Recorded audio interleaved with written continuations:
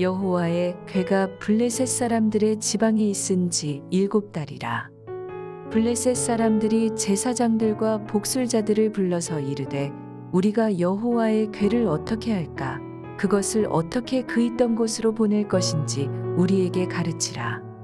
그들이 이르되 이스라엘 신의 궤를 보내려거든 거저 보내지 말고 그에게 속건제를 드려야 할지니라. 그리하면 병도 낫고 그의 손을 너희에게서 옮기지 아니하는 이유도 알리라 하니. 그들이 이르되 무엇으로 그에게 드릴 속건제를 삼을까 하니 이르되 블레셋 사람의 방백의 수요대로 금 독종 5과 금 쥐 5마리라야 하리니 너희와 너희 통치자에게 내린 재앙이 같음이니라. 그러므로 너희는 너희의 독한 종기의 형상과 땅을 해롭게 하는 쥐의 형상을 만들어 이스라엘 신께 영광을 돌리라. 그가 혹 그의 손을 너희와 너희의 신들과 너희 땅에서 가볍게 하실까 하노라. 애굽인과 바로가 그들의 마음을 완악하게 한 것 같이 어찌하여 너희가 너희의 마음을 완악하게 하겠느냐? 그가 그들 중에서 재앙을 내린 후에 그들이 백성을 가게 함으로 백성이 떠나지 아니하였느냐? 그러므로 새 수레를 하나 만들고 멍에를 메어보지 아니한 전나는 소 2마리를 끌어다가 소의 수레를 메우고 그 송아지들은 떼어 집으로 돌려보내고 여호와의 궤를 가져다가 수레에 싣고 속건제로 드릴 금으로 만든 물건들은 상자에 담아 궤 곁에 두고 그것을 보내어 가게 하고 보고 있다가 만일 궤가 그 본 지역 길로 올라가서 벳세메스로 가면 이 큰 재앙은 그가 우리에게 내린 것이요 그렇지 아니하면 우리를 친 것이 그의 손이 아니요 우연히 당한 것인 줄 알리라 하니라. 그 사람들이 그같이 하여 전 나는 소 2를 끌어다가 수레를 메우고 송아지들은 집에 가두고 여호와의 궤와 및 금쥐와 그들의 독종의 형상을 담은 상자를 수레 위에 실으니 암소가 벳세메스 길로 바로 행하여 대로로 가며 갈대에 울고 좌우로 치우치지 아니하였고 블레셋 방백들은 벳세메스 경계선까지 따라가니라. 샬롬, 평안하십니까? 2월 1일 수요일 큐티 말씀을 함께 나누도록 하겠습니다. 오늘은 하나님의 권능임을 확증한 시험, 이런 제목으로 말씀을 묵상하겠습니다. 여러분 혹시 뜨거운 감자 이런 말을 들어보셨습니까?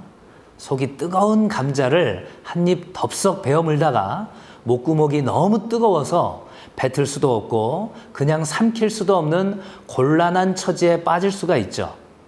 이렇게 삼킬 수도 뱉을 수도 없는 감자와 마찬가지로 정치, 사회적으로는 중요한 문제여서 해결은 해야 되는데 이러지도 저러지도 못하는 미묘한 문제를 가리켜 뜨거운 감자다 이렇게 말하곤 합니다. 오늘 본문의 블레셋에게 있어서는 이스라엘과의 전쟁에서 전리품으로 획득한 여호와의 법궤가 바로 뜨거운 감자다 이렇게 말할 수 있겠습니다. 여호와의 궤가 블레셋 땅에 있은 지 7개월이 되어가도록 블레셋은 그야말로 쑥대밭이 되었습니다. 이 당시 블레셋의 혹독한 상황을 어제 본문 마지막 구절에서는 이렇게 표현하고 있습니다. 사무엘상 5장 12절입니다. 죽지 아니한 사람들은 독한 종기로 치심을 당해 성읍의 부르짖음이 하늘에 사무쳤더라. 상황이 이렇게 되자 블레셋 사람들은 제사장들과 점쟁이들을 모아서 긴급 회의를 하게 됩니다. 전리품으로 획득한 물품을 다시 그 나라로 돌려보내는 것은 수치스러운 일이었지만 극심한 고통 중에 있는 블레셋 사람들은 지금 그런 것을 따질 상황이 아니었습니다. 점쟁이인 복술가들은 언약궤를 돌려보내려면 속건제물을 함께 돌려보내야 백성들의 병이 나을 것이다 이렇게 조언을 합니다.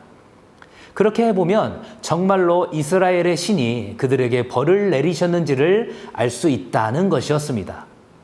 복술가들은 피부에 난 종기와 같은 모양으로 금으로 만든 종기 5개를 만들라고 합니다. 또한 금으로 만든 쥐 5개도 필요하다고 하죠. 여기에서의 숫자 5은 블레셋의 5지역인 가사, 아스글론, 가드, 아스돗, 에그론을 의미합니다. 그런데 갑자기 쥐는 왜 거론하는 것일까요?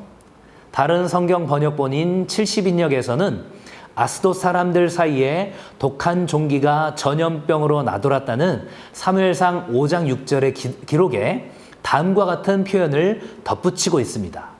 쥐가 그들 나라 곳곳에서 나타났다. 고대 역사가인 요세푸스는 이 당시 블레셋은 쥐로 인하여 이질 전염병이 창궐했을 것이다, 이렇게 주장하고 있습니다. 이렇게 종기회와 쥐로 인한 전염병으로 고통받게 된 블레셋 사람들이 유사한 것으로 치유하겠다는 이른바 동종요법을 사용하고 있는 것입니다. 모임에 참석한 복술가들은 출애굽 사건을 떠올리면서 바로 왕과 같은 실수를 우리가 반복해서는 안 된다, 이렇게 경고합니다. 이집트의 바로 왕은 고집을 부리다가 온갖 재앙을 당하고 항복하듯이 이스라엘 백성들을 내보내줬다고 말합니다. 이제 블레셋 사람들은 지난 7개월간의 재앙이 정말 여호와의 법궤 때문인지를 시험하기 위해 인간적인 가능성을 제로에 두는 테스트를 세팅을 합니다. 새수리를 준비합니다. 멍에를 맨 적이 없고 새끼를 낳은 지 얼마 안 된 암소 2마리를 준비합니다. 암소 2마리에 수레를 메고 송아지는 어미소에게서 떼어내고 우리에 가둬놓습니다. 그리고 마지막으로 여호와의 궤를 수레에 올려놓고 속건제로 준비한 금쥐, 금종기를 상자에 담아서 궤 옆에 둡니다. 모든 준비를 마치고 모든 방백들과 블레셋 사람들이 수레가 어디로 가는지 지켜보게 됩니다. 멍에를 맨 적이 없는 소 2마리가 대로를 따라서 직진한다는 것은 상식적으로는 불가능한 일이었습니다. 특히 새끼를 낳은 지 얼마 안 되는 암소가 반대편으로 간다는 것은 동물의 모성 본능을 거스르는 일이었습니다. 복술가들은 이렇게 가능성이 제로에 가까운 조건을 만들어 놓고 이런 상황에서도 우리의 예상을 뒤집는 모습이 나타난다면 이것은 정말로 이스라엘의 여호와가 우리에게 내린 벌이라고 확신하겠다는 겁니다. 수레의 움직임을 지켜보는 이들은 놀라운 광경을 목격하게 되죠. 뒤에 있는 어린 송아지가 울고 앞에 있는 암소도 같이 우는데 마치 어떤 강한 힘에 이끌리듯이 수레는 좌우로 치우치지 않고 곧장 앞으로 나아가기 시작합니다. 블레셋의 방백들은 이러한 기이한 광경을 바라보면서 그들의 국경 지역인 벳세메스 경계선까지 따라갑니다. 오늘 본문에 등장한 이 기이한 사건을 통해서 우리가 어떠한 적용을 할 수 있을까요? 하나님은 스스로 영광을 드러내신다라는 사실입니다. 비느하스의 아내는 언약궤를 블레셋에게 빼앗긴 사실에 절망하며 그의 아들의 이름을 이가봇, 즉 영광이 떠났다고 지었습니다. 그러나 하나님의 영광은 사람에 의해 결코 소멸되지 않습니다. 급기야 하나님은 이방신을 섬기는 블레셋을 통해서도 당신의 영광을 드러내십니다. 사무엘상 6장 5절 상반절에 그러므로 너희는 너희의 독한 종기의 형상과 땅을 해롭게 하는 쥐의 형상을 만들어 이스라엘 신께 영광을 돌리라, 이렇게 기록되어 있습니다. 엘리 제사장과 비느하스의 아내가 오해한 것이 하나 있습니다. 하나님의 영광은 사람의 노력으로 가중되거나 반대로 소멸되지 않는다는 것입니다. 하나님께서는 심지어 당신을 믿지 않는 이방인들을 통해서도 스스로의 위엄과 존귀를 드러내고 계십니다. 믿음의 자녀요 하나님의 백성인 우리는 그저 그분의 아름다우심과 존귀하심을 찬양하고 입술로 고백할 수 있을 뿐입니다. 사랑하는 여러분, 하나님의 권능이 이방인들에 의해 시험당하셨지만 이것 또한 하나님의 계획 안에 있다는 것을 믿으십니까? 그러나 아는 것이 곧 믿는 것이라고 착각하지 않게 하시려고 이러한 사건을 하나님께서는 우리에게 보여주십니다. 오늘 본문의 모든 일을 주도한 복술가들은 하나님의 능력과 그 권능을 확인했지만 결코 인생의 주관자로 인정하지 않았고 믿음으로 고백하지도 않았습니다. 하나님을 잘 안다고 하면서 내 삶의 주인으로 모시지 않고 있다면 그저 하나님의 권능을 시험하고 감탄하는 데 그친 블레셋 사람과 다르지 않다는 사실을 기억하시기 바랍니다.